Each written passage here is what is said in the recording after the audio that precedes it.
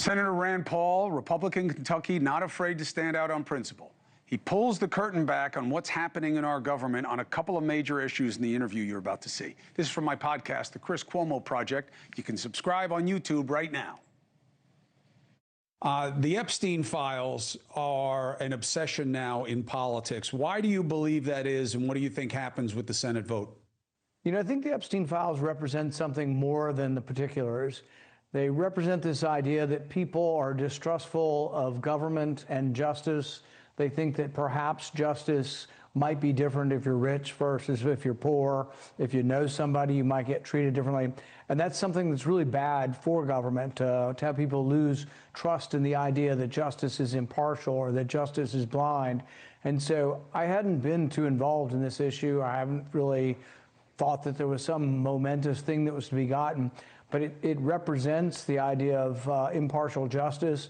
And so I voted for the transparency. I voted a couple times for that. And now it looks like it goes to the president's desk, and I hope he will reveal as much as humanly possible to kind of get this behind us. What's your sense of why more hasn't come out? You know, I don't really know. I think it also could be that nothing comes out. That, you know, we know most of the people that have been on the planes. We know most of the people have had an association, you know, with Epstein. I don't know that there is going to be any earth-shattering or groundbreaking revelation. I really just don't know. I mean, I'm open to hearing it, and I support the transparency. That's as much as I know.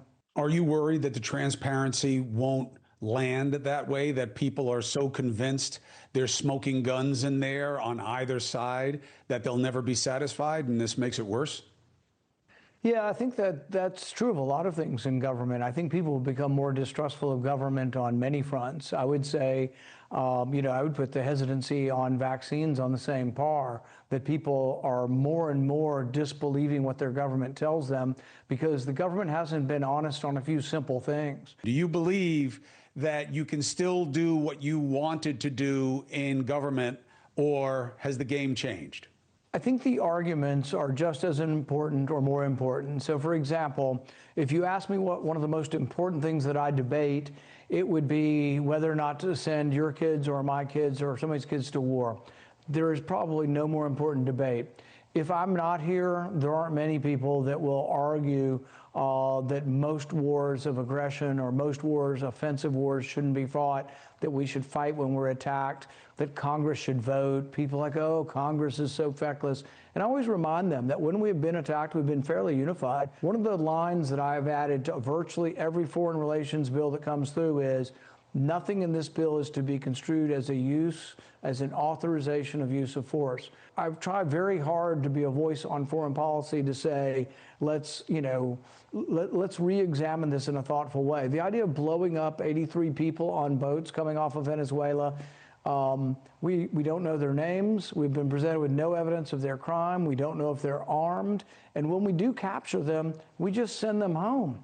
There's got to be drugs floating in the water, I would think, when you blow up the boat. Do we scoop up the drugs, test the drugs? We know that the Coast Guard, when they examine boats off of Miami, 1 in 4 boats that they board does not have any drugs on board. Are we really willing to accept the odds of 25% of the boats we're blowing up might not be drug boats? And even if they do have drugs, when did the death penalty, summary execution without a trial, be the punishment for drugs? That's never been our policy. Venezuela not being a topic of discussion when it is being surrounded by a military blockade of all these types of assets.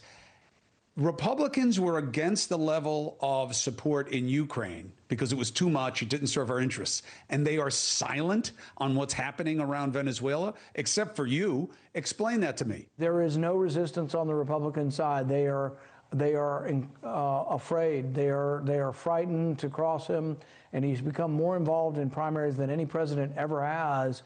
And they're just afraid. Even the ones who have a correct instinct are afraid to say anything. I'm watching the shutdown negotiation as it winds down. Senator Rand Paul says, hold on a second. We have to be aware of what's happening with hemp. It is immediately dismissed. Rand Paul is making a stunt. Rand Paul this. What? Hemp? This is silly.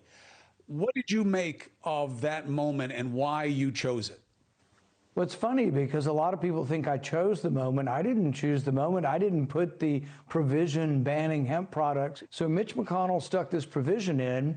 After I had it removed in the summer, I objected. They needed my consent to move forward quickly, so they left it out of the bill. They airdropped it back in. But what they put in there on language on hemp completely overturns about 25 states that already have their own rules. I'm disappointed in it, but it's a big industry. It's a $25 billion industry. It's going to be wiped out.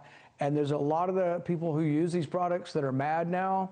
And I tell them, call Mitch McConnell. I'm not done fighting on it. And we're going to see if we can get it reversed. Senator Paul is right about that. And the reason you're not hearing about it is because one side doesn't perceive advantage against the other, because that's the way the game is played. You want to check out my podcast? You can watch the full interview. He has a lot of insights in it.